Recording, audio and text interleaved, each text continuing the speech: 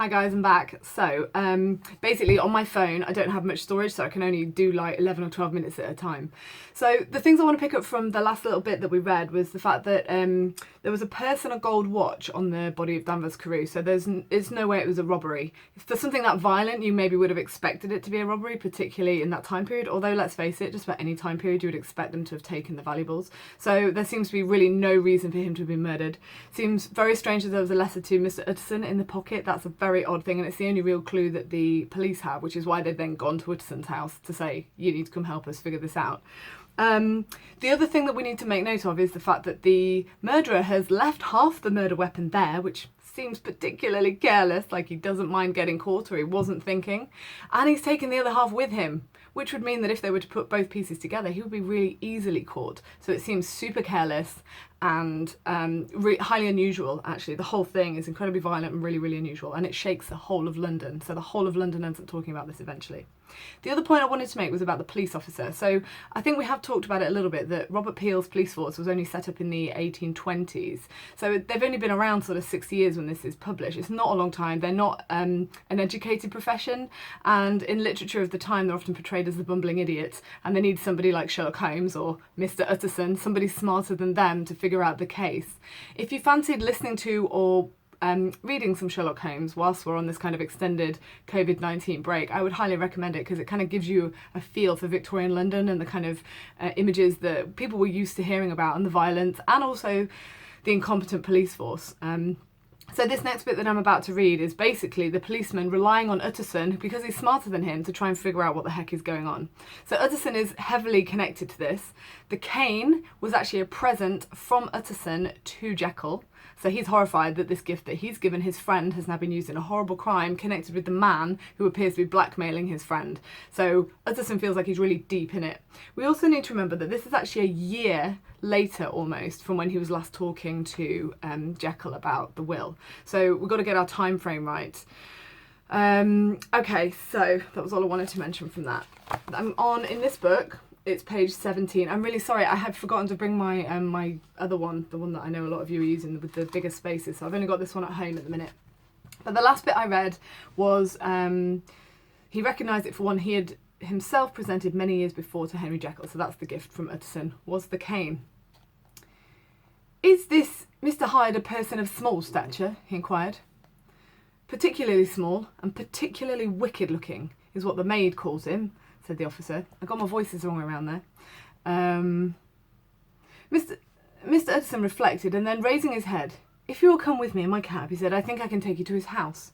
So you need to highlight the description of Hyde, which is small stature, particularly small, and particularly wicked looking. Now remember, the word wicked in a literal sense, in a kind of biblical Christian sense, means devilish, so evil. Wicked is evil. So everything about him looks like a criminal. So Utterson then says, "I think I can take you to his house." This is how we link back to the first chapter where Enfield shows him the door, and obviously Utterson is like, "I know where he lives." It was by this time about 9 in the morning, and the first fog of the season. The great chocolate-coloured pall lowered over heaven, but the wind was continually charging and rooting these embattled vapours, so that as the cab crawled from street to street, Mr. Utterson beheld a marvellous number of degrees and hues of twilight. For here it would be dark, like the back end of evening, and there would be the glow of a rich, lurid brown, like the light of some strange conflagration. And here, for a moment, the fog would be quite broken up, and a haggard shaft of daylight would glance in between the swirling wreaths. The dismal quarter of Soho, seen under these changing glimpses, with its muddy ways and slatternly passengers, and its lamps, which had never been extinguished or had been kindled afresh to combat this mournful re-invasion of darkness, seemed, in the lawyer's eyes, like a district of some city in a nightmare. Okay, so the description there of the city is really important. It's describing 9 in the morning, so it should be daylight. This is not nighttime. It feels like it's nighttime, but it isn't. So it's the first fog of the season. If you Google 19th century fogs in London, you will get loads and loads of information about how thick the cloud would descend, and it's certain, I can't remember if it's high pressure or low pressure, whatever, there was some particular meteorological feature that meant that the smog, the pollution would come down, it would just sit in the city and people would be trying to breathe it in, and you couldn't see very far in front of you, it's so thick. It's described as this horrible brown, And obviously you've got swirls of it reeling around. So you kind of, and when he's talking about a cab, he's talking about a horse-drawn buggy thing that he sat in with the police officer. So it seems dark. It's described as twilight. It's the back end of evening. It seems scary. It's quite gothic. I would write that down. It's blocking out the sun, and the description to describe it in a simile like a district of some city in a nightmare. London seems really scary, as if you can't see what's around the next corner. Who knows who could get murdered next? And actually there was an element of that in the time period, that it felt at times really scary. You got words like dismal, muddy ways, and slatternly passengers. So these are people with trades that are up to no good. So they're the tramps and the alcoholics and the people who run the brothels and the prostitutes and all of these people, these kind of people that are below the surface of society, that they try to pretend are not there, but everybody knows that they are. So in this particular moment, driving into Soho just seems particularly devoid of goodness. It's supposed to be quite scary. And remember, this is where Hyde lives, so he's kind of bunched in with all of that. Okay, so carrying on. The thoughts of his mind, besides, were of the gloomiest dye, and when he glanced at the companion of his driver, he was conscious of some touch of that terror of the law and the law's officers which may at times assail the most honest. As the cab drew up before the address indicated, the fog lifted a little and showed him a dingy street, please highlight that, a gin palace, meaning places where people go to get drunk, a low French eating house, and all things French were, particularly at this time, were kind of seen as, especially described as low French eating house. It's foreign, it's base, probably like no famous chefs or anything like that. So it's a really kind of slummy kind of area. A shop for the retail of penny numbers.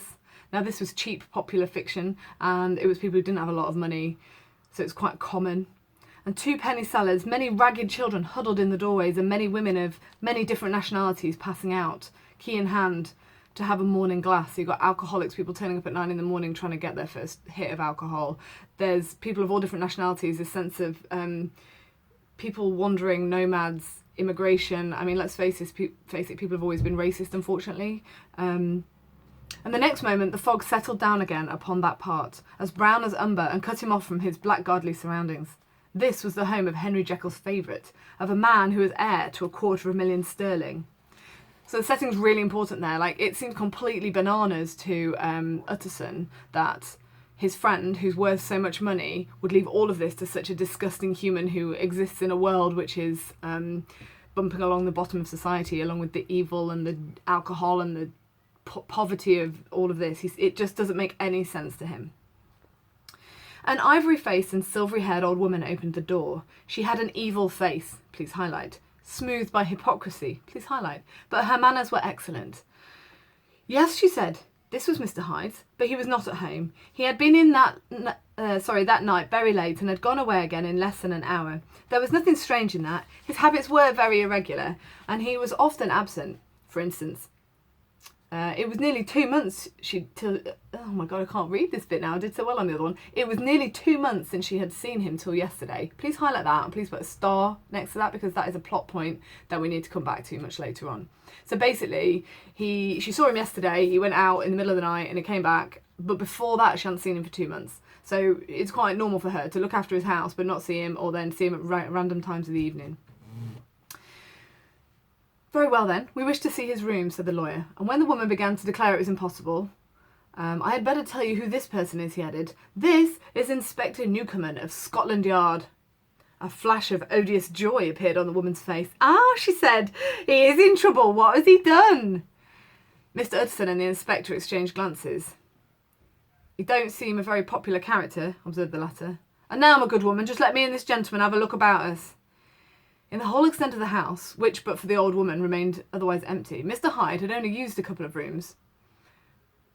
Oh, my husband's ringing me in the middle of this. I'm going to pause and come back. I'm really sorry.